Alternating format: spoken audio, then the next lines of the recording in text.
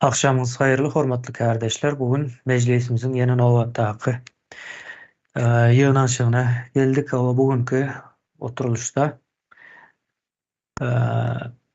bizim milli kimligimiz bilen baglanyşykly şuna benzer şeýlerde bir näçe meseleler ele alınıp bilinir. Ýöne bu gönden göne milli kimligi dikeltmek boýunça ilkinji yığnaşyk boljak. Türkmen halkynyň milli kimliginiň dikeltilmegi ugrunda ad we soýat reformasynyň geçirilmegi kararynyň kabul edilmegi.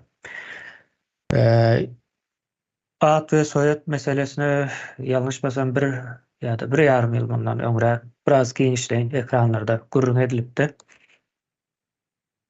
Bu gaty bir möhüm bir zat. Indi bu näme üçin möhüm? Şu wagtky ad familiýalarymyz gowy dälmi, erwetmi diýen soralar çykmaly-da ad we soýat reformasy diýilen wagty. Häzirki ad familiýa meselesi aslında Rus imperializm döwründen galan bir zat we galanan däl, hatda şu wagt dowam edip duran bir zat. Rus imperializm bolşýaly ve onuň oturdan sistemasy hiç ütkömesiz dowam edip dur. Indi dene bu Rus imperiýasy bilen baglanşykly däl. Bu birazrak taryha dogry çuňlugyna gitseňiz, Arap ýa-da İslam imperializmi diýelim ona. Indi Arap diýäs, Arap ýa İslam diýmek aslında Araplaşmak diýmekde. Şoň bilen baglanşykly ýeri gaty ýaralaýjy bir şekilde täsir edip gelýär bize. Indi nähili diýip sorasaňyz, biz biraz demokratik tarapyndan girelim. Indi demokratiýada her bir şahs erkin, azat, özbaşdak kabul edilýär we ösen ýurtlaryň şahslaryň erkinliginiň, azatlygynyň ýa-da meweleriniň esasynda ösýär-de. Ýa şolar erkin adamlar, erkin azat adamlar türlü pikirler we türlü tehnologiýalar öndürýändir. Hiç kim depesinde şänip duranok, hiç kim on etme diýenok. Diňe umumy köpçülige değişli kanunlar we düzünler boýunça hereket edýär. Ýöne onuň daşynda her kim şahsiýetdir, ýani bireydir ýa-da individual diýelim. Şeýdip ýaşap gelýärler. Bizde bolsa şo zatlar aýrylan. Indi şonuň aýrylandygyny izleri bar. Misal üçin atlarda ýa-da familiýalarda kul sözüne gaty kän gawat gelinýändir. Siz hazır özüňize misal berersiňiz, hatta aramyzda da belki bardyr. Indi kul sözü, kul sözüniň özü ýalňyşmasam farsça bolmaly. Ýöne munyň arapça görnüşi bar, abd diýilýär. Yani Abdullah, Abdülkerim, Abdülburzat, avdy diýilýär ýa-da. Şonuň ýaly görnüşlerde gelýär. Bu sözleriň hemmesi kul diýmek we bu sözler bir insanyň ady bolup bilenok demokratik ýurtda Türkmenistan demokratiýa geçiş amaly aşyrjak bolsa, bu zatlar hem gözden geçirmelidir. Bu insanyň şahsiýetiniň erkinligini, azatlygyny almak diýmekdir. Veya geçmişte şeýlere, ýa Magdumly sözünde iň köp bilinýän demede de bar. O Magdum ýalňyşmasam bir nemes bolýar. Ýöne hiç kimiň guly däldir, guly bolmadan däldir. Düýünden ýalňyş bir düşünjedir. Şonuň üçin biz buňa hem demokratik tarapdan çemberleşmeli hem bu taýda milli kimligimizi dikelýär. Şimdi milli kimligimiz näme diýip sorasaňyz, milli kimligimiz näme etmek, gurrun etmek gaty çalışyrmy bir meseledir. Ýöne gurrun edilmejek derejede çalışyrmy däldir we ýa-ni hiç gurrun edilmedik bir meseledir. Bızykly tarapy. Indi bu gurrun edilmeli. Säheljek gurrun edilmekden ýene ad we soýat reformasynyň geçirilmegi diýilen bir zat ortağa çykýar. Indi soýatly meseleye gelsek, familiýa bar da bizde şu wagt familiýa diýmek manysy erwet däl, ýöne bir topar kim kime değişlediğini bildirýän bir nämäni berýär ýöne bu Rus imperializminin gelen wagty özüne ýa-ni golasyndaky insanlary ansatlyk bilen dolandyrmak, olary tanamak, gerek bolsa täsir etmek, ýa-ni şol tanama kimlik sistemasynda familiýa nämesi. Familiýa bilen hem galmy, otçustywa diýen bir zat çykarýarlar. Araz goýuna nemeden ýaly goýunyň gulagyna iň kesýändirler ýa-da bir belli edýändirler. Şeýle bir bellik. Soň ýa-ni 7 arka, 3 arka diýilen zatlar aslında Rus imperiýasynyň bir ortagy bolan, şu wagtda Türkmenistanda ýöreýän görnüşi Rus imperiýasynyň ortagy bolan bir nämesidir. Misal üçin kimlerim Rus imperiýasyna has ýakyndygyny bilip bilýärler ýa-da Rus imperiýasynyň garşysyna görüşenleri bilip bilýärler. Misal üçin Cüneyt Hany garyndaşlaryny şu wagtam näme girseniz ýazyly durandyr. Özü bilýän däldir Cüneyt Hanyň garyndaşlygyny ýa-da şonuň neslinden gelýän diýýärler. Rus imperiýasynyň ýa-ni arhiwindaky kagyzlar şonu aýdýandyr, bilýändir we şol maşgalada ýa-da şol soýda diýeýin çağa ýetişdirilen wagtda elmydam Orsuň garşysyna saçakda onda munda oturulanda turulanda sözler aýdylýandyr we Rus imperiýasyna bir ýerden olmasa bir ýerden ziyan diýýär bu zatlaryň. Şonuň üçin tanamak üçin bir familiýa, otçustywa diýilen ýaly sistemany ýöredip gelýär.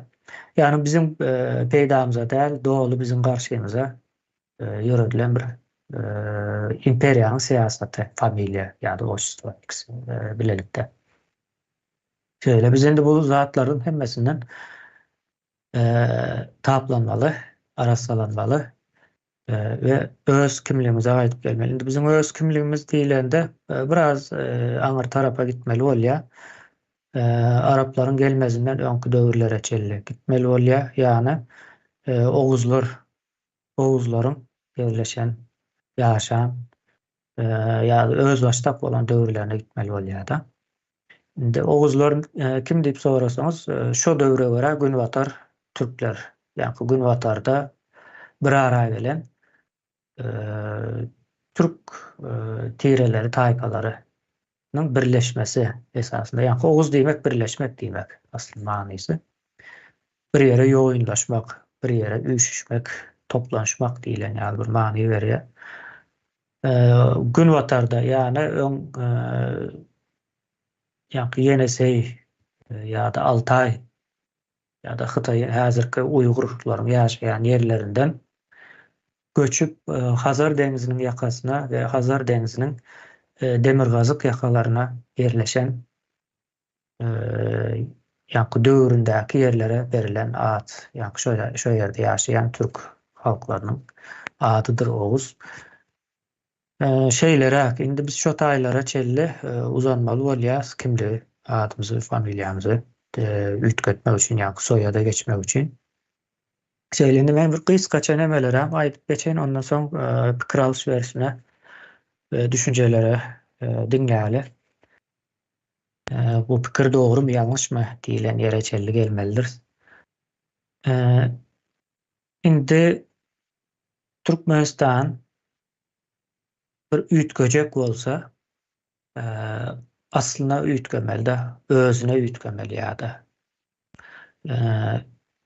Sebäbi şu wagt biz özümizde däl, biz aslymyzy itiren, ayağımızın aşağındaky akyp duran gazy, neftiň hasabyny bilemzok, bunu kime gidýär, kim alyp dur, pulu näçe, biz näme üçin garyp diýilen soralar hem sorat bilmezýär derejedir. Näme üçin sebäbi özümüzi tanamzok, kimligimiz ýok.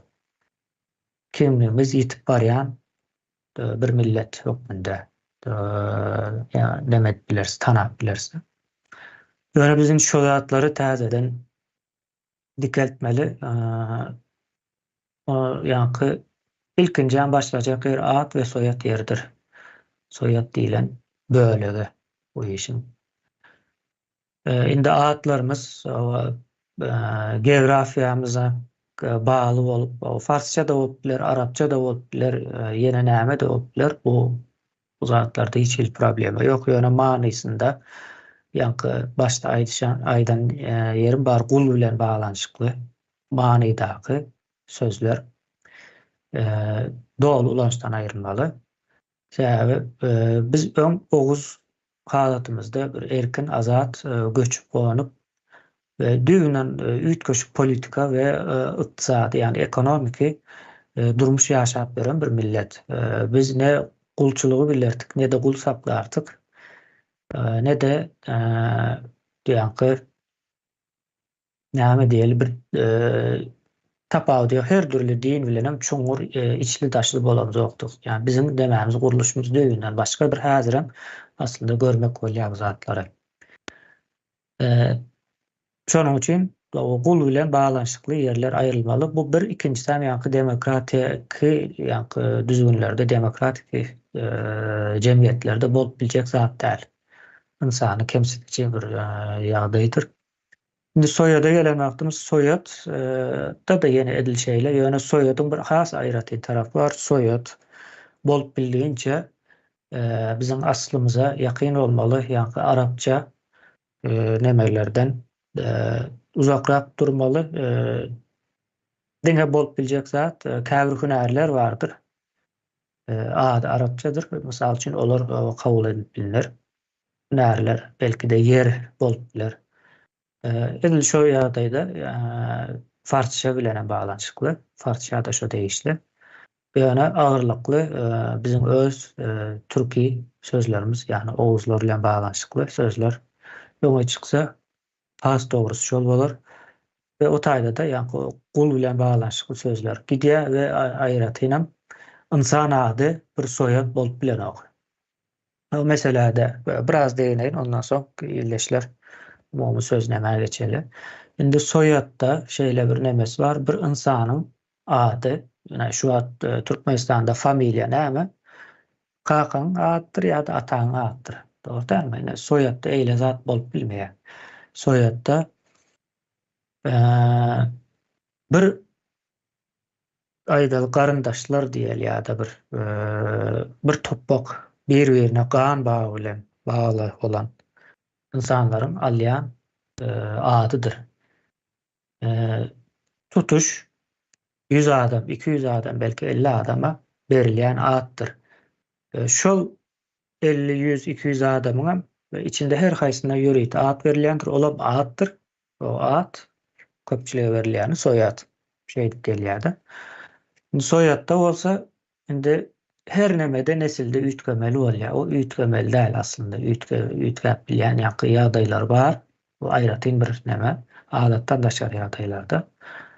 Ýöne umumy bir nemesi bolmaly. Ondan soň oçtuwa diýilen zada hiç gerek ýok. Ýöne ortanca ad bolup biler, ýa-ni adamlar iki sany ady bolup bilmeli.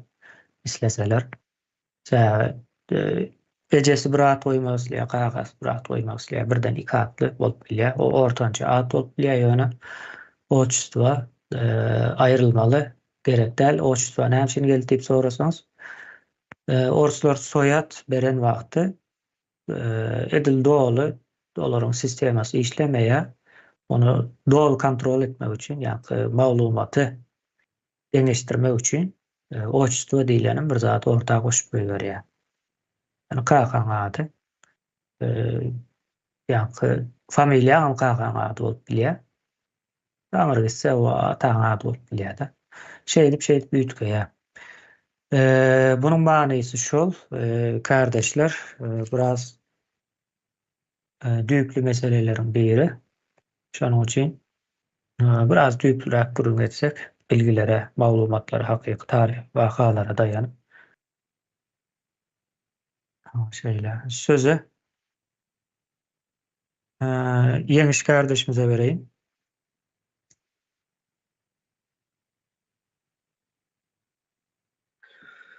Sağ olun, ine şu at soýat reformy bar. Men bunu biraz bugün tarihte okoşdurdum da. Gaty möhüm bir işlerden biri ekeni edilmeli. Hatta bir döwletiň modernleşme tarapa gitmesi üçin modern bir döwlet bolmasy üçin ilkinji ädilmeli ädimlerden birisi eken bu. Türkiýe döwletinde de geçirilipdir 1934-nji ýylda geçirilipdir.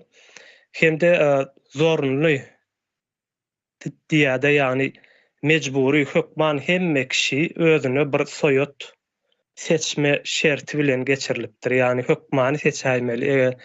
Men soýot seçjek gal diýilen bir zat bolmandyr. Çünkü bir döwletiň indi bunu adamlar üçinem soýoda geçilenine de hem gowy bir peýdaly nemeler bar. Birinciden adamlar özüniň taryhyny, geçmişini içkin öwrenip bilme mümkinçiligi döreýärde. Ýani her bir iş edilenine bunu ýan ürünler çykýandyr. Soýot reformuny geçirilen döwründe bunun bir ýan ürünü çykar adamlar üçin. Özüniň geçmişini öwrenip bilmäne, geçmişde kimler bolupdyr, nämeler edipdirler, ata-babalaryny öwrenip sorgulap başlarlar. Meselem soýody aljak bolsak, has bir hormatly, mertebeli, awraýly bir zatdan almak isler hemme kişi. Yani gelecekde de şo zat galjak bolsa, hemme kişiň istegi şo bolar. Şoň üçin geçmişini gözläp başlar. Bunun netijesinde de adamlar özleriniň taryhyny öwrenip bilerler. Han şu neçeni bizde haýsy kişiden sorasaň öz taryhyny aýdyp berdiýsen 100 ýyldan aňryk ädip bilmeýär hiç kim. Yani bu da bir peýdaly bir zatdyr at soýot işlenmesi üçin. Soň has möhüm ýerem şo ýanky aýdyşym ýaly bir modern bir görnüşi geçilmesi üçin derur nemelerden birisi diýip hasaplanylýar. Ädimlerden birisi. Hende bu biziň soňraky ediljek döwletimiz üçin has hamatly bir ýagdaý boljakdyr. Eýemden şuňa taýýarlyk görülse, indi neme gowy bir zat boljakdy. Şular häzirlik saýtjaklarym. Bolýa. Sağ ol. Sözü Parahat kardeşimize vereyim. Sağ olun, hormatly kardeşler, sözlerinize. Men soýet meselesini, soýet meselesini gaty umut billa geçtim merdan. Kardeşim, Yeňiş kardeşime de umut taýda aýtdy. Men bu ýerimden oşaýyn ne gürletsen durmuş terör tafara gürletsen oğul han bizim atamız gorksa da bizim atamız kahramanlar görüşüpdi vatan için canını veripdirler edipdir bedipdir deyip her bayram şarkıda her nimede tilpeni süylep doğunu süylep çıkarır da men gorksa da men oğul han nemesiydi o nem için edin ün kazanıp sen toprağını yurdunu da sen ne şu kazanıp bilen oşanı ne şu ne kazanıp bilen o ne aklını yetip de görüp dursun ama bilip dursun ilinden Rusya severlik alkı ceradını on ün görüşüptürler sana azka insanın ken hemme havari var televizyon çıktı tok çıktı yol çıktı ulu var ne şu görüşüp bilen o Rusya karşı o hatta görüşüptürler bizim atalarımız, bağlarımız. Şodatta diýende gorksa da şonu şodatta da görüşmesinler. Ün katasyny atmasyna sadece diline geçsinler diýip Ruslan eden ardy diýip düşünýärmen. Familia geçeni. Onu durum odan durum tutmasaň hatron bizim ün katama da bolsa ýa-da beýle geçişi almerdan öz işine yaranok. Yani ortadan. Yani işine politikasına gep dinleýänsine göre özüň hat tarapyny saýlap takkada bahsalan özüne boyun edilen ýerlerine İlk taraftan gürletsem Türkmenler öýüdüni anlatýar. Şol bir Urhan isleýär.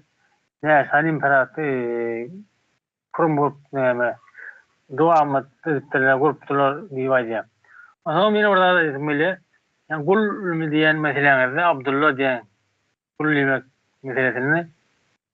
Meni olarak bir şunlara adı Allah'ulu uğlayağula. Mesela sen gul diyen de yanka. Sen gaharlan ya. Meni sevuşa dava edeceğim ama. Ama sen gul sen. Benim gul, senim gul. Eğer ben ilkin adet yurdumuz yok. Diyen yok. Men gul lüellip. Sen adın ne mi? Uğlayağulu. Sen adın mı gul diyen de? Öyle adım olmayın. Adım öyle kavga kaptırdı. Daha ne dedim fikirime ne kaptılar. Yani adın ne kullun tu dedi. Yani adın da kanıdan kulli kul soktan çıkarmandılar. Şonu onu çat ko odrat goat haylama kinin dedim. Şonu da boyundan falan ok şonu attı. Ne yani Abdullah diyani kul meselesini ortadan ayırsak has ona torgovor. Yani bizim maksadımız Rus İmparatorluğundan çıkmak hem tarafından hiç bizde kalanda vererek bolmasa bir karşı bol bilmeyiz yani. Biraz takımızı alıp bilmeyiz. diye düşünüyorum ben. Hiç çekoda kim mi adı ki Oğuz'un atlarını ilerin. Çoğu atlardan başlamayı düşünüyorum ben. Benim açık atlan vatandaşlar, kardeşler, tavurum. Sevdiğin ne? Sağ olun. O sözü söhbet kardeşimize veriyen.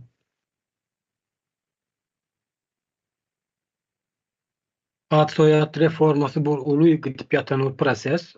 Bu diňe ýanky neme bilen çäklenok. Aýdylyp geçilen söz bilen çäklenok. Ad soýat reformasy bu adamyň, bir milletiň kişiligini we milletin millet bolup bilme nemesini ukybyny döredýär. Ve şol wagtyň özünde de bir gaty olur. Has hem müň ýyllyklara ondanam has aňyryk neme gitjek tarihi hem syýasy nemeleri bar, taraplary bar da ad soýat reformasy we buny gaty çuňurlaýyn we çalt tepkinle geçirmek gerek. Türkmenistanda ad soýat reformasy diýmek bu döwletiň mizemezliginiň nemesidir. Diýip döwletiň bütünlüğiniň bütünleşdirmegiň bir başlangyjydyr. Ad soýat reformasy munyň sebäbi nämedir? Ine beýle kardeşlerimize aýdyp geçdi. Tarih bilen baglanşyklan ýanlar esasy nemeleri. Ine şu wagt Türkmenistanda häzirki wagtda watan üçin ganyny jan beren, gan döken meniň atam ýa garry atam ýa bolmasa ýene şoňa meňzeşip arka tarapdan aňyrdan gelýän nemem bar diýip ki bir ýeki jewr türkmen aýdyp bilýärmi watan üçin gan döken ýa watan üçin jan beren topraklary gorumak üçin hiç näme aýdyp bilýänler. Sebäbi näme üçin? Sebäbi ýanky imperiýalaryň üstünde döwletiň üstünde, milletiň üstünde oýnan nemesi esasynda täsiri esasynda ýitirilen şahsiýetçiligi ýitirilen we kişilige ýitirilen nemeleri. Şonuň üçin bu ad soýat reformasy sen näkilik neme etjek bolsalaram şu reformany dikeldeninden soň döwleti aljak boldaşyndan gelen güç täsir döwlete täsir etjek bolsa da şu ad soýat reformasy dogry düzgün we düýp çuňurlaryň geçirilenden soň täsiri bolup bilme mümkinçiligi bolmaýar. Sebäbi adamy adamlaşdyrýar, ýani gulçuluk nemesinden çykarýar, kişileşdirýär we mertebeli edýär adam. Ine şu wagt geliňni agzy bir bolalyn, birleşelim diýip böyle gyýyryp örendirler. Ýöne birleşýän däldirler. Sebäbi näme? Bu agzy birlik bilen baglanşykly ýeri ýok. Bu şahsiýetlilik bilen, ýani kişilik bilen baglanşykly ýeri bar we syýasy taraplary bar bunyň. Ýöne buny gaty çuňurlaýyn we çalt tepkini geçirilmegi gerekli. Türkmenistanda neme dilenne beýleki reformalar bilen zynjyrlaýyn, ýani ýandaş gidýän esasy prosesleriň bir hasaplamaly. Bu ad soýat reformasyny we bu şol wagtyň özünde modernleşmegiň ana temeli, yani esas yapılarının biridir. Yani modernleşmegiň, sosialleşmegiň esasy nemeleriniň biri. Sen häzir aýdaly şu aramyzdaky şahsiýetli ildeşlerimizden, yani bundan ilerleyen günlerde, ilerleyen yıllarda ýa-da Türkmenistanyň içindäki bir üstünlük bir adam bolsa şolaryň nesilleri şu ad soýat nemesini geçirenden şolar arkaýyn açyk ve erkin pikirini, öz nemelerini şu kişiliğin üstüne dayanıp aýdyp bilme mümkinçiligi dörýär. Bu gaty uly gidip ýatan proses, watandaşlar, ýyleşler bana bir söz bilen aýdyp çeýmläp bolanyp, şu taýda sözüm keseýin, beýle wat nemelere söz bereýin, izin dowam ettirir. Aha. Sözü Merdan kardeşimize vereyim.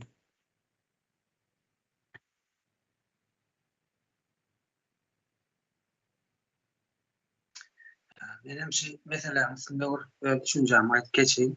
Kendi kopmaga düşündürecek koyayım. Şimdi şöyle düzgün var da sömürülen yurt, yani ya sömürmene niyetlenen yurt birincilik bilen öz kulturasyny, yani kesek kulturany getirýärler da şuta. Kesek kulturany ýaşatýarlar. Ýuwaş bilen, aýdym bilen, saz bilen, bu aýdymlar bilen bundan başyny hemmeden başlaýa, yani yerli ýaşaýja ad we dilini özleştirýärler, yani. Öz adyny, öz dilini unutturup imperiýanyň nemesini berýärler da. Imperiýa ýakyn dili, yani istenen dili we adlary ulandyrýarlar. Şimdi şu wagtky Türkmenistanda da şöyle bir düzgün var da, her bir doglan çağa en atasy öz adyny berip bilýär, yani familiýa hökmünde. Bulam näme diýär? Tarihten, yani özlüğünden uzaklaştırıyor, yani yüzde saklıyor da, yani adamı köke inip bilmediğerler de indi derecede saklıyor da. Şimdi şu ad edilmenin ulan gören familyam meninki değil, yani menin dünyam değil da, Rus dünyası içinde Arap imperiyası var, Rus imperializm var. Şimdi ada gelsek, şu reforma gelenimizde ad, her bir ad, yani men Türkiye milletlerinden de, Türkiye. Ondan men öz Türk adım ulansam, menin şu taýda şahsiyetim dikelýär. Yani bir başydyr, yani şahsiyetin başı, yani birey diýip bir çıkıp bilen da orta. Bunu şu bireýiň ayakta durmak üçin hem soýat gerek, yani ýerindäki dowamaty da asly gerek, asly. Buna da ata-awatynyň nemesi, tarihi gelip çıkışı, şu zatlar cemliýe da özünde soýat. Indi şol ikisini biriktirip bilsem öz kulturaň dörýär. Yani ýitirilen kulturaň özüne gelýär. Özüňde köküň bolýar. Öz köküňde oturýan sen. Ondan bu ikisiniň ad we soýadynyň ortaga çykyp ýaşamagy bilen nämäni tetikliýär? Yani Türkmenistan'da siyasi reforma gerek diýär. Öz ihtiýarlygymyz almak üçin ine öz ihtiýarlygymyz gelecekde de başkaları bilen, yani gelecekdäki bir hyýal etjek imperiýalar biziň elimizden öz ihtiýarlygymyzy alyp bilmediýäli, ýa-ni birinji we ikinji ad we soýat gerek. Son ad we soýadym üçüncüyini doldurýar. Şöyle bir aylanıp duran bir çember bolýar da, bir ýurdun daşynda, yani gorok hökmünde bolýar. Ondan modern diýip bolarmy buňa bilmedim da, modern medeniýet bile gelýär gaýp düşünýän da men. Şöyle ýene bir üstüne goşar, mümkinçilik bolsa goşar. Sağ olun.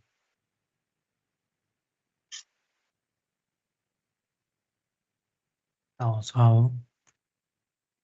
Sözü Malik kardeşimize vereyim. Salamat arkadaşlar. Sağ olun sözlerinizden. Şimdi bu ad soyad reforması bir düşünceme göre bir oyanmak, misali bir oyanış. Yani öyle de. Şimdi nemeden alsak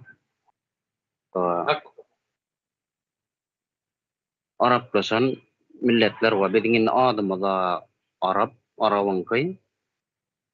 Soyadımızdan Rus'un olup durdu.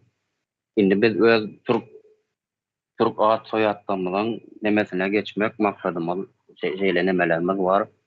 Yine misal şunu aytsak, misal getirip aytjanda bir yetimhanadan alınan bir çağa diyeli, başka bir maşgala jenata çıkýan muňa. Muňa perdentmi galya. İşol bilen ululýansa, haçan da bolsa bir wagt yetkinjek, ýaşa ýetende de şonu toň öwrenýär, birinen eşitip bilýär. Ýürü geç gerçekler ortaya çıkýar da ondan soň bu gylykdan başlaýar, hakyky enataty kim? Ondan soň bu gylykdan ýa. Enatatynyň kimligini bilýärmi ýokman ol ululdy esewde galdyran enatatyny taşlamak neme maksadyla ýöne şonu bilmek gylykdan ýa. Öwrenmek isleýär. Iň soňunda da öwrenýär, ondan soň ýene şol hakyky öz enatatyny tapsa we men öňkü hakyky öz enamatanda ýaşajak diýip bilse, soňky şonuň ululdan taklan enata şoňa garşy çykyp bilmeýär. Eger çağa nemetse şonu saýlasa. Men hakyky enatam şol ekeni men şunda garjak diýip bilýär. Ondan ginde bu Araplarda nemeni görýän Irak ya beýleki ol Suriýe diýdiginden Hatarykda nemede feretýän bolan olar Iraklylar, Frikler bolan Suriýeliler, Suriýanylar zatlar diýip geçýär da. Ine Araplaşan şolaňyny öňkü gadyn şol öýel ata-babasynyň galan ne dili, ne hat ýazyp ýyşada hemme zady Arapça. Hat ýazyp hem atlar hem şol Arapça baý ýitip gidipdir şolaň nemedi. Inne üçine mägelsek türkmen milletlere gelemizde Orsyýadyň içana duruşuny Tatarstanyň alsan yani başgurdy diýdi hemmesi türkmen milletler da ine bulara ortaşykdan öz görýänimiz Gazagystan, Özbek, Kyrgyzlar, olaryň rus dilli bolup galdylar. Ibi orça rusçanam gow bilýändirler, Azerbaýjanam bir mysal. Indi bu türkmenleriň içinde de bawan edil olimpiýalak neme däl türkmenler. Yani bir ruslaşmalar, menem şonam yani bilmän Arapçanam ýöne atlary bada ýöne ruhu ölmendir. Indi bizim bu beýenmeli oladymyz ine şu. Şoň üçin ne muny doly bir ulakan bir maksat bilen şu nemeni şu reformamyzy uly diýip götür bir uly maksat bilen ýola goýmamyz gaty gowmuka diýen mene. Sağ olun.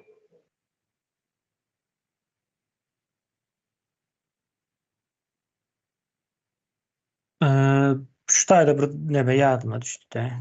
Malik kardeşimiz dinläp durka. Indi hem Azerbaýjanda, mysal üçin hem Gazagystanda men bilýän ýerlerim de, Kyrgyzstany bilemok ýöne bar bolmam mümkin.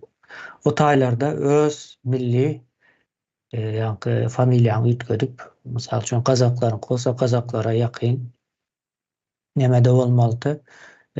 Geçip bilýär, Azerbaýjanam şeýleräk, islese geçip bilýär, islese de owda dowam edip bilýär. Düşünenleriň köpüsi geçýän ekeni men kän garşylaşdym, Gazagystandan hem gatykän tanışlarym bar, olaryň nemeleri ýadyma düşdi şu wagt. Bular üýtgedipdir. Indi Türkmenistana gelinende, Türkmenistanda da bizim yakınlarımız, yani karındaşlarımızdan familyasını üýtgetmäne synaşanlar var, üýtgetdiler hem. Yani son şonu izine gaýtardypdy. Näme sebäpdenligi o belli däl. Şonu etmeli däl, öňküsi ýaly etmeli, da dowam etmeli diýip şeýle bizde synaşyk bardy. Şonuň ýaly bir ýagdaý. Bizde ýa-ni şu wagt Türkmenistanda gadagan şu wagt Orsun sistemasyndaky familiýada dowam etmek mejburiyetinde. Ine bu anyk Nemeli Ömer kardeşimiz yani aydan vakti şu zatlar yardıma düştü birden. Ben sözü Söhbet kardeşimize vereyim. Menden öň ýeňiş galyp durdy ýeňiş kardeşimize göre. Seyleme. Ha, Hı. bol ya.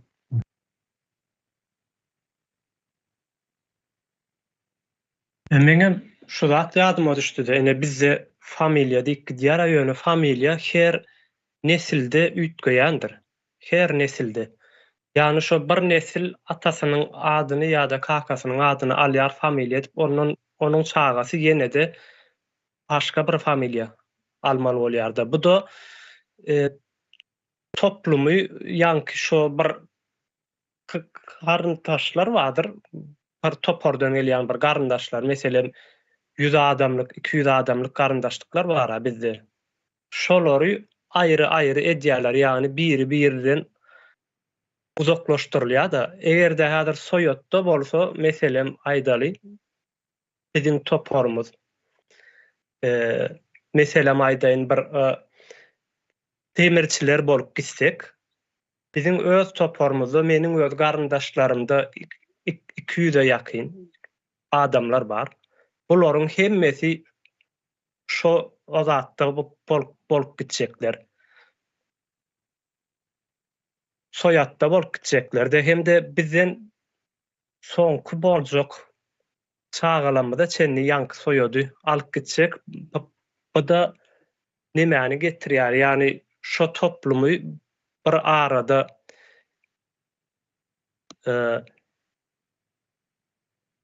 jewis bir şekilde nemetmäne getirýär-de, tutulmagynyň nemesini getirýär, saglaşdyrýar diýeýin. Bir-birine eýe çykmak, bir-birini tanamaklyk ýa bolmasa özüniň asylky nemesini bilmeklik, taryhyny bilmeklige getirýär.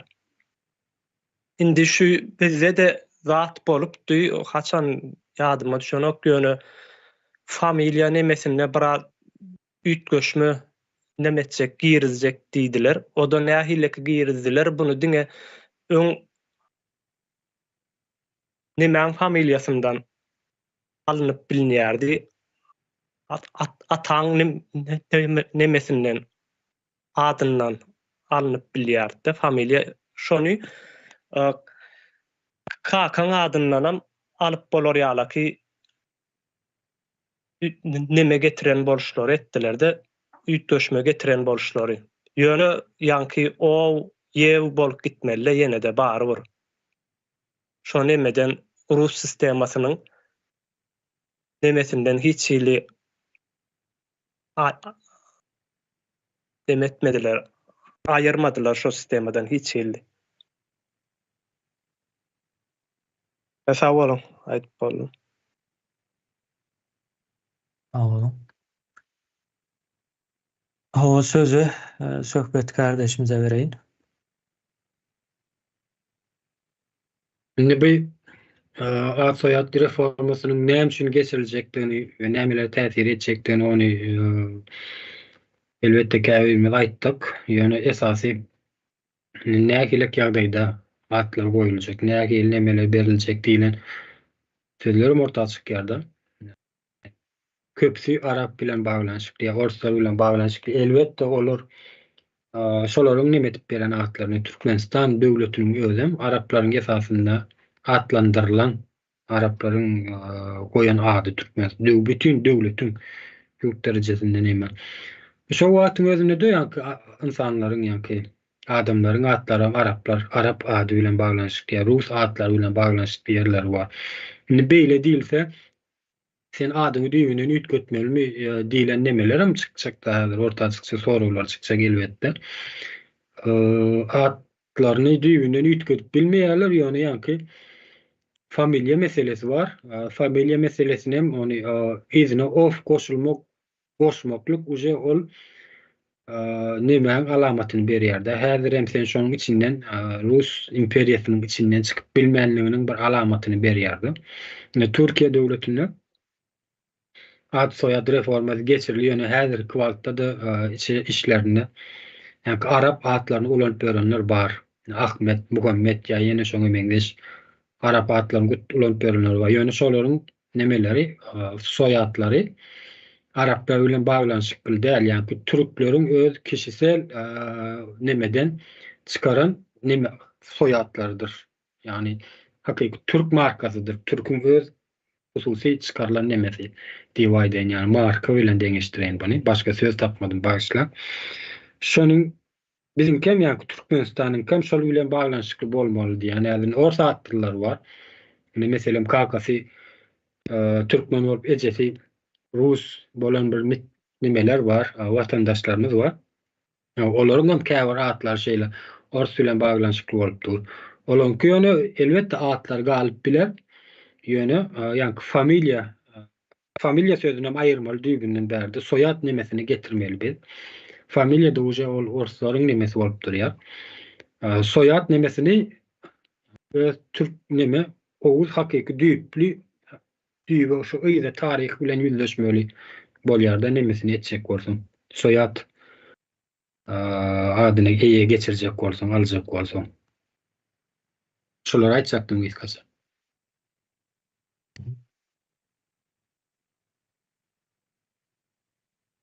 O sözü Muhammed kardeşimize vereyim. Sağ ol. Nerede? Şu benim bir nemeni goşupdum şu ýerik bir meseleni arada TikTok'ta bir neme gabat geldi paylaşım.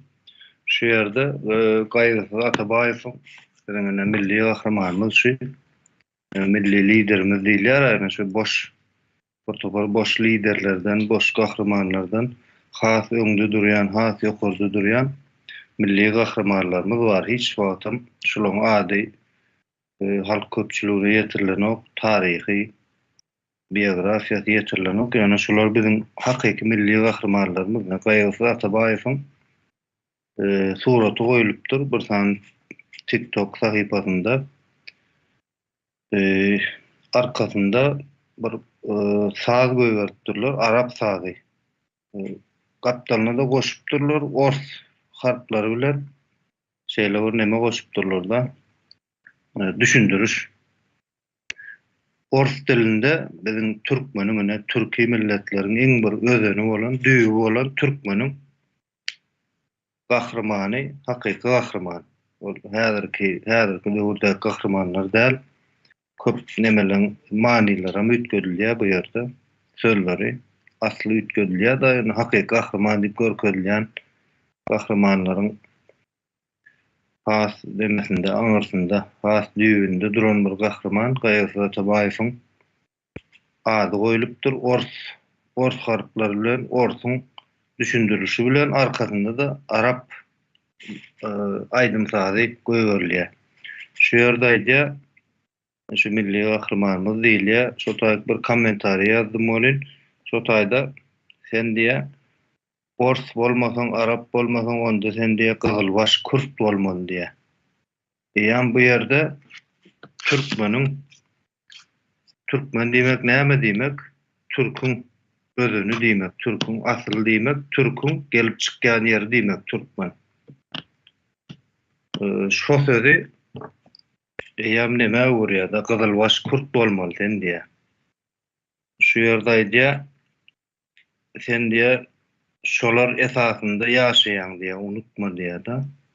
Şol Arap bilen orsuň esasında ýaşaýan diýe. Ýam bu ýerde halk köpçüligine ýetirilýän mesele sen diýe türkmenligiň hiç şeýle gymmaty ýok diýe. Şu ýerde sen diýe ors bilen Arap bilen adam diýe da ýa milletçilik duýgusyny kimlik duýgusyny ýitirýän bir neme ortaat da şu ýerde kommentariýa. Indi häli Parahat kardeşimiz aýdyp geçdi. Şu sen ýüzüne gul diýip aýtsaň bahar gelýär diýdi. Şu ýerde şol eýam hakykada adamyň ýüzüne aýdylan wagty şonu kabul edesi gelen ok. Bizim milletimiz. Şu ýerde şu ýanky at soýat meselesi oňa çykýar da. Şu ýerde ýam hakykady ýüzüne aýdan wagtyň hiç bir türkmen jemgyýetiniň bir agzasy özüniň hakyky şuwatky ýagdaýda hakyky nemesini kabul edesi gelmek. Sapara aýtsa bir aýna seredip özüňe öwürseredin diýdi, aýna seredip bir kimliňi kabul edin diýdi. Häzir haýdam bolsa bir türkmen jemgyýetiniň bir agzasyny aýtsak, sen ortaň guly, arabyň guly diýsen kabul etmeýärler. Türkmen jemgyýetinde asliýetinde ors ýa-da arap hiç ýyl kabul edilen ok. Gaýtym iň bir erwet derejede ýazgyrly, ýa orta aklok diýilýär, iň bir nalajedeýin millet hökmünde seredilýär. Türkmen jemgyýetiniň asly özünde, düýbünde. Arap jemgyýeti hem iň bir hapysa, bagyşlardyňyz men aýdyp geçsek, muny bu taýda mescidiň düýbüne sip beren diýilýär. Şoň ýaly bir jemgyýet hökmünde kabul edilýär. Ýöne häzir biziň türkmen jemgyýetiniň aňyna şonu oturtjak bolýarlar. Şu Arap mukaddes, ors beýik. Ýöne asly hiç ýyl nemesi ýok, düýbi ýok. Bize diňe 100 ýyl türk milletleriň özüni bolan türkmeniň taryhynda biziň aňymyza oturtjak boldular. Iň köp 100 ýyl şol. Şondan känden ortaň familiýasyna oturtjak boldular. Ýewa diýip şuňaly. Ol gysgaçyk taryhy häzir türkmeniň asly neme gelýän taryhynyň dowamında oturtjak bolan nemeleri, medeniýetleri ýa-da düşünjeleri onu hiç ýyl kabul edemdok. Häzir haýsy bir türkmeniň nemesine seredip, gözüne seredip sen ortaň gulymy, arabyň guly diýsen hiç birinem kabul eden ok. Biziň türkmen jemgyýeti. Nemen kän gawat gelmedi. 500 tane gawat geldi. Şu pasportlarynda ýanky ýewa sözüne aýrylan at nemeler gawat geldi, at soýatlary gawat geldi. Özüm bir duýgulandym. Şonu görüp, şonu isleýän adamlar kän aslında hemmeden bar. Diňe belki ýanky biziň türkmenleriň emesinde bardyr, derýän aňyry ýüzden bir, bäri ýüzden bir diýilýän bir söz bardyr, biperway. Biperway türkmenleriň daşynda aslında has köpi türkmen jemgyýetiniň içinde ýanky Allah'lara üns berýän, şonu ýüregi bilen isleýän adamlar gatykän bu ýerde islemek, diňe islemek ýeten ok. Şoň urunda göreşmeli we hakyky aslyny gözläp tapmaly, hakyky aslyny öňe çykarmaly. Şol haýdam bolan arabyň ýa-da ortaň barlygynda sen bar diýip özüňi şu düşünjeden çykarmaly. Men pikirimçe. Şonu ildeşlemege ýetirmek isledim. Sağ olun.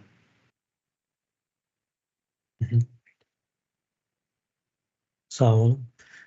Sözü Aziz kardeşimize vereyim.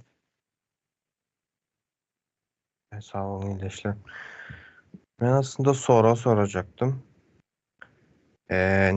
Geçen oturuşlarımızda da aydınlık geçildi de ad soyad meselesinin ne için ütkedilmegini, gerekliligini, möhümligini häzirem aýdyldy. Şimdi soracağım şu, ad soyad bir hüner bilen bağlanşykly. Esasen soyad diýinde, soyad bir hüner bilen bağlanşykly bolmaly ýa-da bir häsiýet, yani adamın, insanyň häsiýeti bilen bağlanşykly bolmaly diýip aýryldy. Başka da nähilek nemeler var? Hani diňe ol ikisi mi ya, başka da var mı? Asıl soracak bolanım şudu. Bu soru muňa da gelmeldik bugün tapgyrlaýyn, ýöne häzirden demetsek. Atda diňe gul ýa-da gul manysyndaky islendik dildäki söz ýa-da şo mana ýakyn bir söz bolmaly däldik. Onuň daşynda näil söz bolsa da ad edip ulanıp bilerler. elbette kemsizleyen bolmaly däl. Käbir atlar şeýlere bolýar-da, ýa-ni ölmez, it almaz, ýene näme atlar bar, o zatlara aýrylmaly. Bir kişiniň nemesine, mertebesine ýykýan bir sözlerde. Soň o soýatda hünär bilen baglanyşykly bolup bilýär. Ondan soň sıpat, ýa-ni gara, ak, uzyn, kelte diýilen sıpatlar hem alyp biler. Bir zat kelte, bir zat uzyn diýip alyp bilmeli. Ondan soň yerler bilen baglanyşykly bolup biler.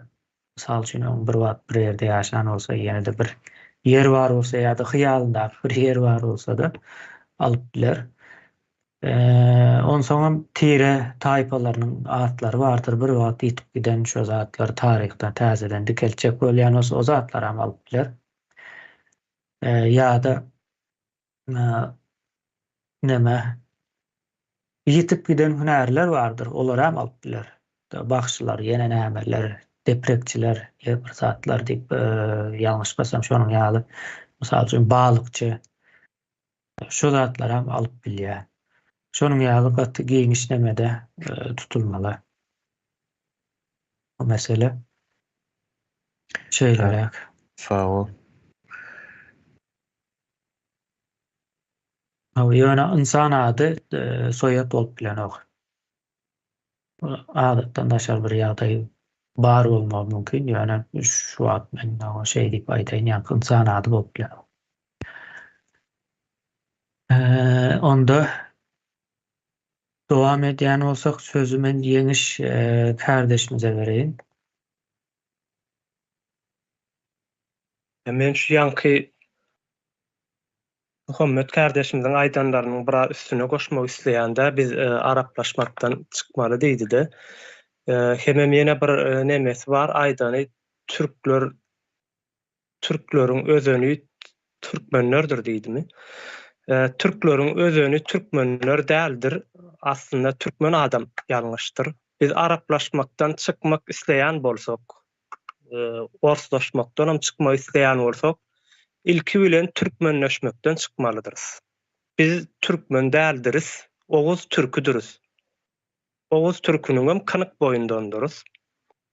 Türkmen adyny bize araplar goýandyr. Orslar bunu ikrar edendir, şo bolşuny da gaýdandyr.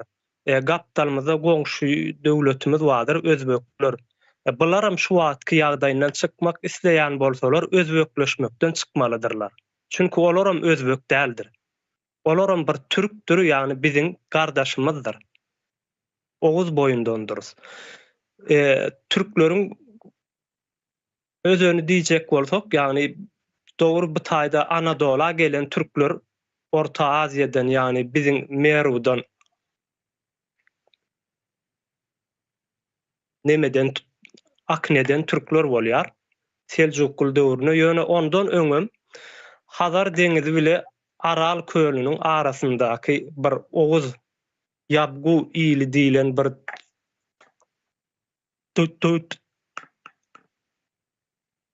döwletden nemeden ýaýrak gaýdanlardyr. Ählijämiz bir türkdürüz. Türkmen ady bize soňradan yapıştırılan bir at. Yani biz Türkmen bolalymyz bäri. Ondan sonra tarihimizden ýoýdular, üýtgötdiler, atlarymyzdan üýtgötdiler, mirasymyzdan ýoýdular. Umuman ähli bir ýaşaýyşymyza uly bir täsir etdiler-de. Şol döwletiň bir milletiň adyny, öňkü gelýän adyny üýtgödüp Türkmen adyny goýanlaryndan soňra şu günlere çenni ne häzir miwesini görýäsler şo zatlaryň. Şoň üçin biz Oğuz bolmalydyryz ýa-da türk bolmalydyryz. Aslymyza gelmek isleýän bolsak, şeýle bir mysal bereýin-de. Eginimizde kurtka bar bolsa, sen hem özüňe gelmek isleýän bolsaň, kurtkaňy çykarsaň aşaňdan jempiriň çykar. Jempiriň çykarsaň ýene maýkaň çykar. Maýkaň çykaranyňdan soňra özüňi görersiň, bedenini, arasy özüňi.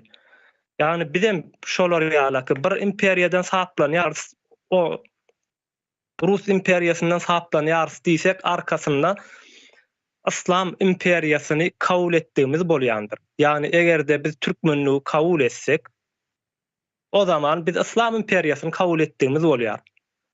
Yani bu Homo sapiens'da par yerini okaptımda men ne Angliya gatkan imperiya nemeleri, ülkeleri öz imperiýasynyň aslynda saklap gelen bir ýurt. Hatta şol imperiýasynyň aslyndaky ülkeleri, milletleriň mirasyny, taryhyny, düşünjesini, bilimini çenini ütgeden bir imperiýa. Şo taýda şeýle diýär, egerde diýär häzir Hindistan diýär, Angliýany bizi sömürdüň diýip suud etjek bolsa diýär, suuda çekjek bolsa, şonuň Angliýany suuda çekjek ideologiýasy, pikiri de ýene de Angliýa imperiýasynyň önümüdür diýär. Yani bizem häzirde şu wagt bir zatdan arassalanjak bolýan ideologiýalarymyzy ýene de Arap ýa-da İslam önümü bilen etmäliň. Geçmişdäki has çuňur öz nemämiz bilen, öz milliliğimiz bilen edeliň. Yani biz bunu türkmeniň üstüne däldi, Oğuz'un üstüne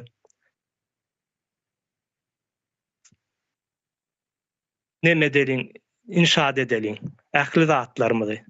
Şo taýda biz öz erkli bir neme ýeteriz. Yani yurt kurup bileriz. Sağ olun.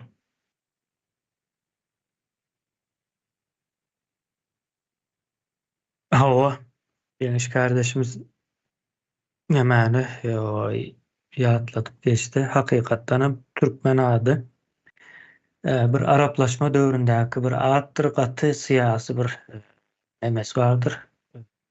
Döreýşi gaty syýasydyr. Mysal üçin men bir neme ýadyma düşdi, öňem ekranda da bir näçe aýtdym. Şol İbn Fadlan diýip bir Abbasi Arap imperiýasynyň döwründe bir gezgin var, ýani syýahatçy. Bu adam Oğuzlaryň arasyna gelip birleşip ýaşaýar, şolar barada içinde gezip maglumat jemläp Abbasi halypalaryna iyi berýän eken. Şonda iyi beren ýazylarynyň içinde üýtgeşik ýazylar bar. Hiç haçanam türkmen diýip at ulananok.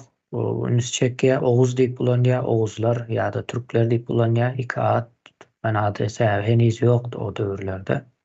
Türkmen ady 11-nji asyrda pas ýaýrap başlan. 14-nji 15-nji asyrlarda da Oğuzlara türkmen diýip zor bilen dakylmana başlanýardy. Hemme kim kabul etmeli diýilen derejäge gelinýär. Şeýle bir zat ýöne soň ýene şu İbn Fadlanyň ýazan zatlarynyň birinde ýene bizde şu wagt aýallaryň mertebesi gaty aýag astyna alınýar-da. İbn Fadlan şunu ýazýar. Oğuzlar diýär gaty neme edepsiz bir millet diýär-de. Ýa-ni ýoluny ýitiren eşekler ýaly diýär. Mysal üçin saçak başynda diýär aýalam otyr diýär. Aýalam oturup bilelikde nahar ýýär diýär. Şo zady ýa-ni ýoluny ýitiren bir eşek ýaly görünüpdir bizim ata-babalarymız Araplaryň gözünde.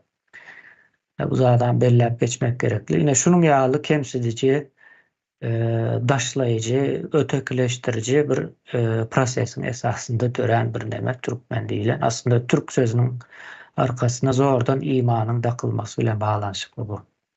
Şonu ýatladyn diýdim. Ýa-ni näçe türkmen adynyň Arap nemesi bilen baglanyşdyrylýandygyny aňarsynda şunun ýazatlar bar. Ýani biraz giňiş bir tema. Kan durjakda. Sözü Arslan kardeşimize vereyim. Kardeşler, benim aýdylan sözlerden şunu ýaly bir düşünjem döreldi. Teze Türkmenistan bolup bilmez, bu soyat reformasyny geçirilmesi diýip düşündüm.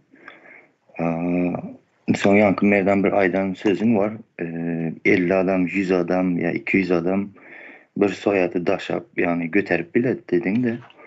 Şimdi şu tayda şunu bir zat düşündüm. Mesela TikTok'ta bir arada önümden çıktı. Neme? Bir ullakan ayalımız, vatandaşımız. Bilmedim yaşı 50 mi 60 mı? Başka bir yurdun vatandaşının yanında durup indi ben korkumman diyer de şu tayda şunun mesela 50 saniye 100 saniye soydaşı bolup yani kardeşlerinin arasında yiğitleri ecizlemin yören bolsalar şu gelin kızlarımızın şöylerde Türkiye'de yani ezilip maşkaları bozulup yürümeyecek de soyad reforması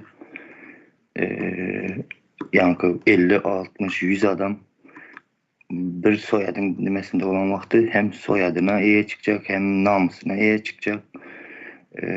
Ondan gidiverse yurduna, vatanına hem adına iyi çıkacak da şunun yalı bir bağlanışıklar, bir zatlar düşündüm. Mühim bir zatlar bu soyad reformamız. Özümüze dönmemiz gerek. Kardeşler doğru bellep geçti. Şulara aydın dedim.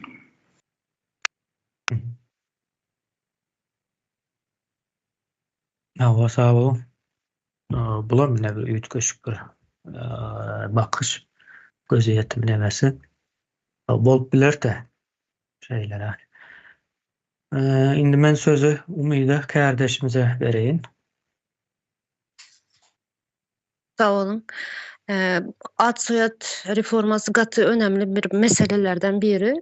Nem için deyende mesela ben babamın familiyasında yine benim çağalarımın çağası çağamın familiyasında boldu. Şunun bilen adında boldu. Familiya aldı, atasının adını aldı. Şimdi şunun bilen bizlerin kimliğimiz yitip gidiyor der şun ata babalarını tanamayalar son çağalar. Bizden neslimiz.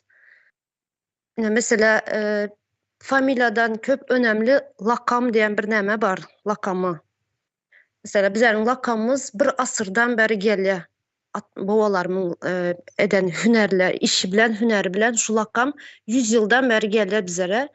Mesela ben atamın adını, enemin adını aydan vakti tanımayalar. Yöne lakamı aydan vakti ben tanıyalar. Kimliğim, nereden gelenimi biliyorlar. Şu katı önemli diye düşünüyorum şu lakam eden hüneri. Yani sonra şöyle bir bellep geçtim de yitip giden hünerler de. Yani şu bizlerin ata babamın hünerleri yitip gidiyor hazır. Şu hazırki Türkmenistan sistemasında yitiriyorlar şu hüneri. Yani kan pişiriyorlar, şirevez diyorlar bizlere. Yani şunu şu hazırki sistemadan yitip baraya da şu hüneri. Eğer şuna geçmesek, şu lakamı almasak bizler, benim aktıklarım, benim neslim bilmeyeler son ata babasının eden işlerini. Ne emeler bile meşgul olanlar, ne ehli hünerleri olanlar. Bu katı önemli deyip düşünüyorum. Şunu aydayın dedim, sağ olun. Hava.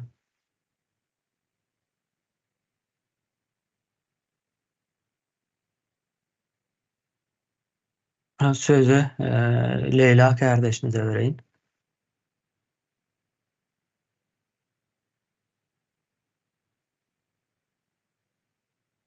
Salam kasıpdaşlar. Men familiya barada, soyad barada gaplayacağım yok. Men şu öz içimden gelgen zatını gaplayacakman. İsteseniz kabul etingler, istemeseniz kabul etmengler, özleriniz bilasizlar. Men şunu aytacağım. Şu vaqacalim bize sabret, şükret dep şu zatlara inanıp geldik. Şunça baylıkның üstünde oturup ne için bize geday bolup kul bolduk, şunu üstünde gaplayacakman. Şu barada gaplayacakman da. Busunam ina bizlere ne dediler? Sabret, şükret, otur, indeme sesini çıkarma. Yenen bir zat dep bizeni sabrettirip koydular. Osun bizler hem sabrettik, oturduk, şükür ettik, oturduk. Hiç yerden hiç zat çıkmadı. Hiç ne bolmadı. Sabır kasamız dolup gitti. Olsun içimden bir zat geldi meni. Indi sabır etip oldun, şükür etip oldun. Indi bekana nişetiş gerek. Boldu tur.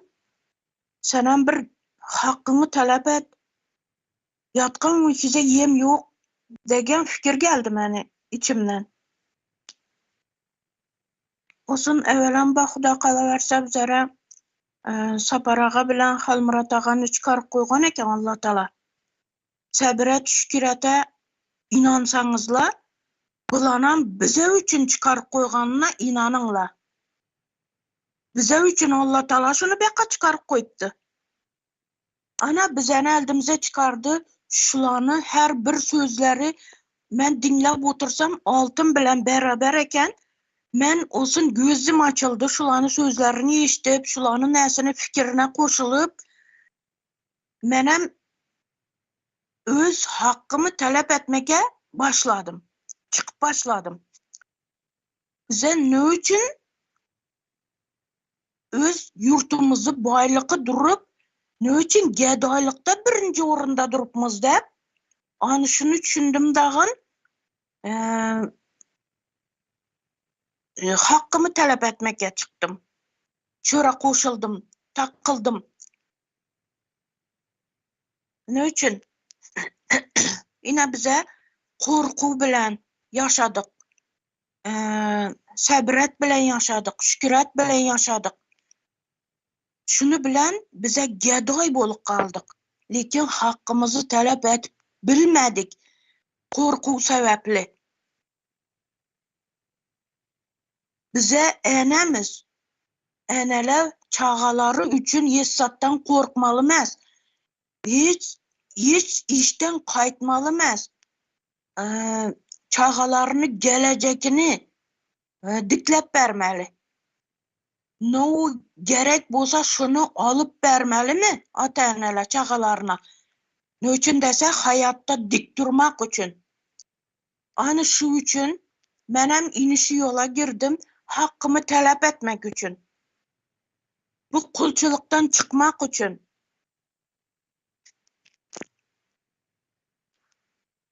Yine şularını aytın dedim ben sizlere. Ana size kabul etsengizlerem şu, kabul etmesengizlerem özleriniz bilesizler. Men içimden gelen zatını aytıp durupman. Halkımızam hakkını talep etmeli. Her kim azatlığa çıkmalı, erkinlikni talep etmeli. Birinciden ota-eneler. Men inişini düşünemem. Çağalarımızı gelecek üçün, iyi hayatı üçün, ayakta dik durmak için, kulçuluktan çıkmak için, azatlığa çıkmak için bize hakkımızı talep etmemiz gerek.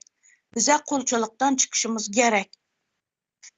Ana sağ bulun, sözümü dinleyenleriniz için, söz bergenleriniz için şunu aytayım dedim.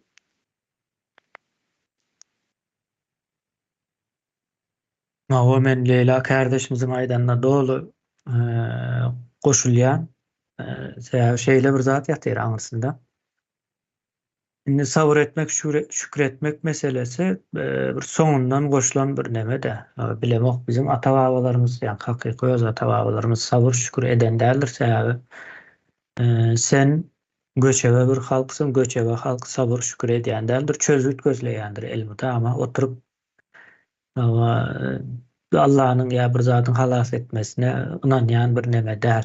Bu bir şonun için yok bizim cemiyetimizde bolmalan değil. Sonra ikinci yankı aydan yeri var. Ayağımızın aşağında bir giden bağlılık yatır yöne. Dünyada da gariplik boyunca, gedaylık boyunca birinci yerde doğrusu ya bulam katı doğru bir zat. Yine şu milliliğimizi, milli kimliğimizi kazanmasak şu ayağımızın aşağında duran zatların bardığını yoktuğunu bilmeyiz. Bize Rus imperiyası programlaptır. Şu yankı korkmağı, nemetmeyi, kavullanmağı ya da sabır etmeyi, şonun zatları kodlaptır. diňe olur däl, ondan öňkilerim şeýle, ondan öňkilerim göne ýa-ni täsirleşmesi ortadan aýrylypdyr-da. Ýöne täsiri aşagdan dowam edip dur. Göni görünmeýän bolsa-da, ýöne taryha sereden wagtdan sonra açyğa çykaryp bolýar. Şeýleräk ýa-da şonuň üçin kimligimize gowuşdukça, kimligimizi keltdigimizçe köp zatlar neşe edip soralar bilen o näme şunça baýlyk bar ýöne. Biz garyp bu baýlyk ýeriň aşagynda da duranok. O baýlyk günde çykarylyp dur. Milyonlap dollarlap çykarylyp dur günde. Yani pikir edin, bir günde çıkarılan nevit gazdan adam başına $40 düşýär. Men şeýle bir hasap edeyim. Adam başına günde hiç işlemän ýatsaňyz, ýa-ni işlemeli däl bahanyny çykarmaň bu taýdan matematik bir hasap hökmünde kabul edin. Günde adam başına şeýle neme çıkıp durýar, bu pullar nereye gidýär ýa-ni? Soramal, bunu soramak üçin asyl hakyky kimligiňe dogry gelmeli-de. Şona ine oýanan, özüniň kimdigine düşünen adamlar soraýandyr. Ente bu zatlara yetmedik adamlar bu zatlara soran däldirler. Ýoş ýöne ýaýraýar bu zatlar. Onda men sözü Muhammed kardeşimize bereyim. Awul merdan. Şu yankı Leyla kardeşimiz ayıp geçti da talep ettiydi. Mene şoňa bir wagtdan şök ýokardynys. Gel talep etdi, bede değişdiler. Men maňa değişli burdady. Men özüme değişli burdady. Men başga bir ikinji bir şahsdan ýa-da satlyk bir şahsdan men talep etmeýän. Men oň elinden gaňryp almaly ony. Başga ýoly ýok. Maňa değişli burdady, men ikinji birinden talep etmeýän. Sebäbi maňa değişli. Men zadym, men näme üçin ondan onu torap almaly. Şu meseleni oňa çykarjak boldum men. Beýtgaçyk. Sag ol. Oyunu bulam gaty dogry. Iň soň gaňryp almaly-da, ýa-ni Rus imperiýasy 150 ýyla ýakyn wagtdan bäri sömürüp gelýär. Bermek, elden gidermek ýa bir niýetleri ýokdur. Iň soň gaňryp almaly bolýar muny. Onda men sözü Arslan kardeşimize bereyim.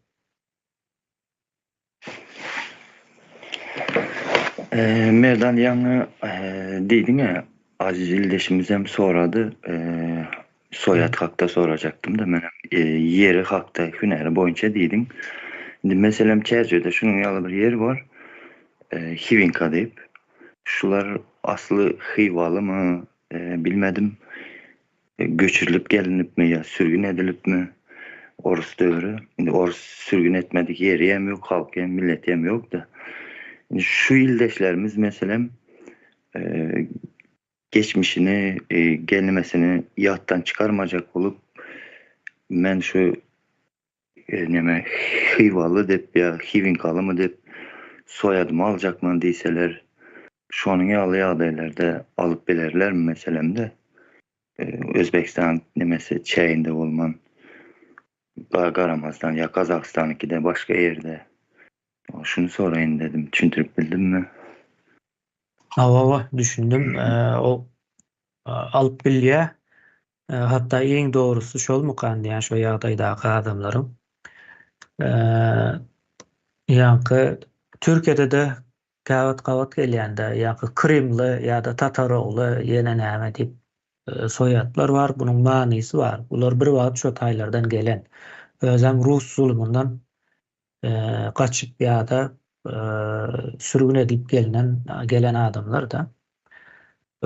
Bu şu taraf var, son beýlek tarapy taryhyny dikelýär. Ine bize iň möhüm zat her bir näme taryhy bir syn etmesi gerekildi.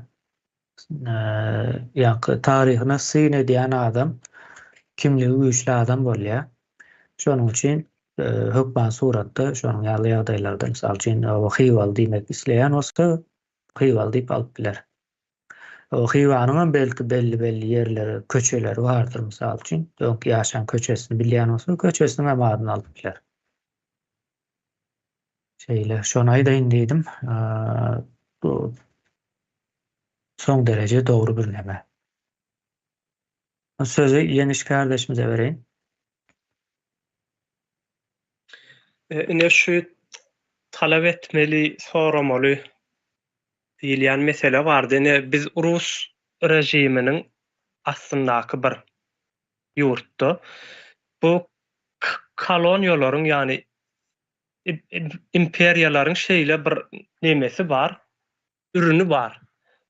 Yaradan sen şuň düýbüne ýetip bilmeseň, sen hatda garşylyk görkezip talap etseň hem şol imperiýaň peýdasyna bolýar. Sesini çykarman otursaň imperiýaň peýdasyna bolýar-da. Indi bu näme hilleki bolýar? Ine häzir türkmenler biz türkmenleri sömürip oturan ruslar ýöne halk soran wagty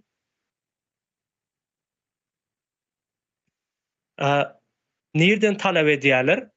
Prezidentden talep ederler. Doğrudan içindäki oturan ýa-da şo taýdaky ýol başçylardan talep ederler. Ýöne seni sömürýän olar-da.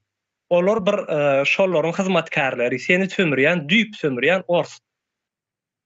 Sen egerde orsuň sömürýändigini bilmän talap etseň bile şo nemäň imperiýanyň peýdasyna bolýar-da.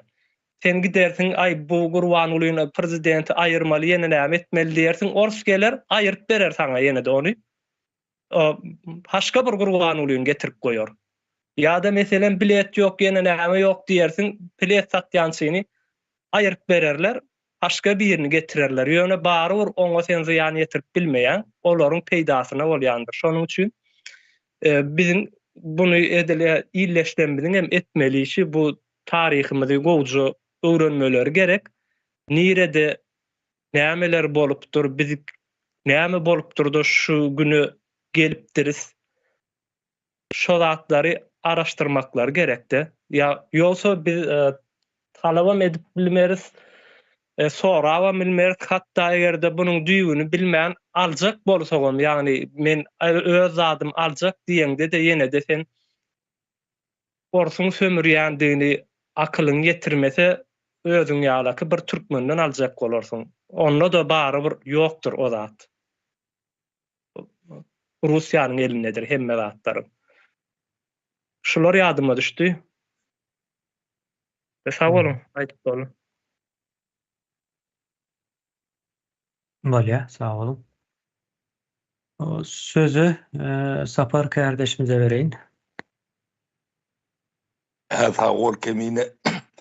Men ýaňy atlan öýdän hiwaly. Hivin kawarada meselen olan iyileşimde näme şu at çapıp ya çeken milletten hem de çeti diyen yalak oğundur. Özbeklerim, beyleklerim, Azerbaycanlarım, şoň üçin nemeni oğul nemesinde kabul edildi. Şu taýdaky bölünşükler zatlarım öz-özünden ýok bolup gider. Sen Özbek, sen Azerbaycan, ya sen Hivali, sen Plani diýilen nemeleň öz-özü ortadan ýok bolup gidýär-de. Şoňa düşünjämiz ýeter diýip düşünýän, şunu aýdaýyn diýdim. Ýörüýte, ýa Hiwa da bizdendir, özümizdir.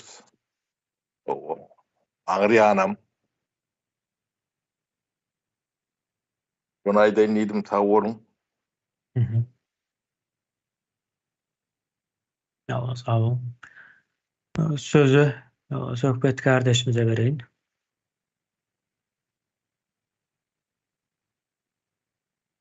Şu talep etmek meselesini biraz temagaşına çıkıp aydayın benim.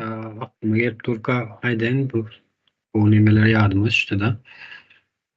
Aslında Muhammed kardeşimiz ama aytıp geçti. Talep etmek meselesi seni talep edeceğin adamın ilk bilmeli. Yani olar sen talep edecek işin asiyetini yerine yetirýärler mi? Yani talep diýilen bir zat yok asiyetinde. Sen talep edip hiç adam kazanıp bilen yok. Yani döwlet sistemasynyň baýeryne döwlet sistemanyň özü hereket edýändir. Yani kanun, hukuk goraýjy edaralaryň işgärleri diýerler. Olar hukuga taýanyp seni goranoklar. Ya hukugyň üstünlüğüne nemezip seni goranoklar. Yok, sen hukugyň özü seni goramaly. Yani bir kişi ya bir boşadırna içindäki şahsiýet hukukdan üstün bolup seni goramaly diýilen bir zat ýok-da. Yani yurt derejesindäki alınıp barylýan bedüzgünçilikleriň, jinayatçylygyň, owurlugyň esasy nemelerini biz talep etýäs diýilip aýdýas, ýani şular sizden talep edýäs diýen. Ýok. Olar talep edenin bilen nemeden oklar olur. Sen talabyň ýerine ýetirýän ýa döwletiň bähwidi üçin, halkyň toprağyň bähwidi üçin işlän oklar olur. Sen olar etýärlermi şonu bilben bilkaslaýan etýärlermi diýmek bunu almaly. Yani talep edýän ýa soraýan ýok, onu beýle diýmeli. Düşünürýän, düşünmedimi? Bol ýene dowam etýän almaly. Yani ikinji nemesi ýok warianty. Şunu aýtsak bolýar, men pikirim yani birazjyk nime girmeli bolýar merdan. Näme şu? Ýardym eder şu wagtda ise şu taýda sözüm jemläýin. Bolýa, kardeşler wagtymyzam bol geçiverdi. Indi bu at soýat reformasynyň näme näçin edilmeli we sebäplerini gurrun gitdi bu gezek has köprek. Birazraga nädip boljagynyň gurrun etdik indiki nemede nädip boljagynyň gurruny köprek eders, şoňa gönügers. Indiki ýa-ni ýygnaşymyzyň indiki oturulşunda görüşýänçäk. Bir illeşimiz elini aldırdı. O cennet kardeşimiz. Söz vereyin soňky nemäni? Soňa şoň bilen jemläli. Ýöne. Sağ olun. Menem kıskaça aýdyp geçeýin. Şu at soýat reformasyny men Oğuz ağacı yani gözüme getirdim. Şonu yani düşüncede Oğuz ağacını 1000 ýyldan öň Araplar başym kesip gibritlepdirler da saptırma. Ondan soň geldi Orslar. Olarym yine başym kestiler de dowam etdiler. Indi biz şol gibritlerden nemäni şu sapılan yerinden kesip ayırmalı da Oğuz ağacı öser yani etmeli. Şol Oğuz ağacından pıntık açar yani. Şu tarihimize geldi öyle. Şonu aýdyn dedim, şu düşüncem. Öyle sağ olun. Doğru bir benzetme. Şeylerek yani ağacı kesip sapıptırlar. Sonra ol gelip onun üstüne yine bir zat sapıptır. Sapılan ağaç ýaly biz şonu birazrak hakyky tohumda tapıp täzeden ekmeli. Täzeden yetiştirmeli. Şeyle indiki oturuşumuzda da nädip boljagyny gurrun ederiz o köprek. Yani soyat nähil bolmaly at meselesi gaty ýöneki bu taýda ýöne soyat birazrak çylşyrymly we neme bolup biler. Köpçüligiň düşünmesi biraz wagt alyp biler welin ýöne biz muny en doğru şekilde durmuşa geçerýäli ýagdaýa getirmeň ýoluny demetmeli.